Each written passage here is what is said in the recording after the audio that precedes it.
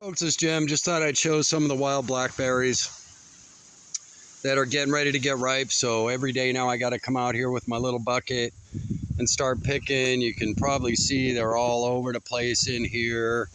And isn't it neat how nature camouflages itself? And if we step back, we can't even tell that this whole line all the way out there and all the way down there is all blackberries, and way back in there as well. Okay, so if we look back in, it's blackberries all through here. Okay, and so why am I doing this video? Well, it's beautiful how nature can camouflage itself, but more importantly, how many people are walking by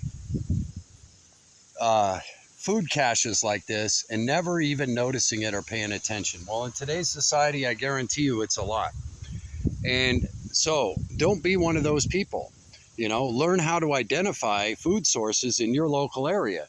And let me open with a disclaimer right there. Please get some training and go out with somebody who knows your area, understands edible wildlife, and can educate you so that you can have a safe journey in wild edibles, okay? Because nature mimics itself very well, and one thing that might look tasty and a treat could be absolutely toxic poison and kill you.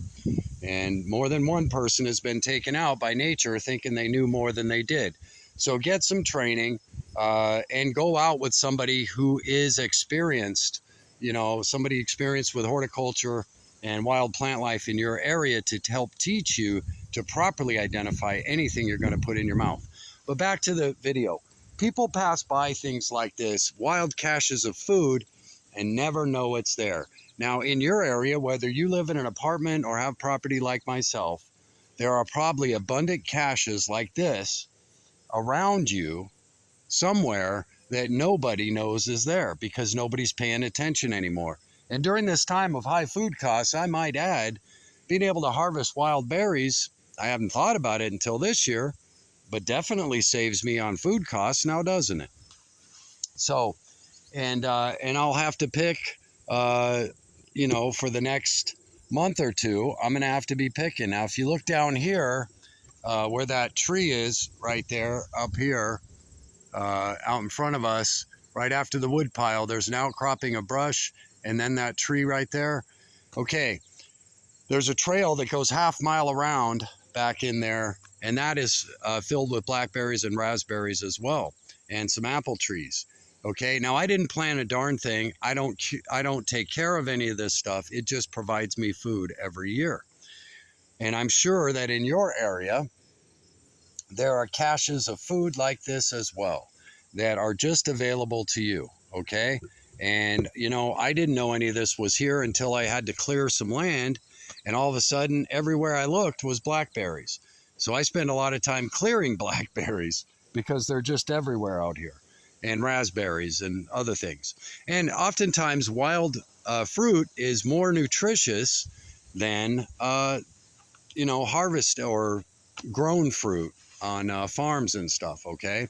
Oftentimes wild fruit is far more nutritious. The other thing, I know that this stuff hasn't been sprayed with pesticides or anything like that. It's all natural and truly organic because it's coming from nature, right? But again, please take somebody with you before you put anything in your mouth to make sure whatever it is you're looking at is properly identified. Nature mimics itself in many ways, and it is very dangerous to start sticking things in your mouth without properly identifying it, okay?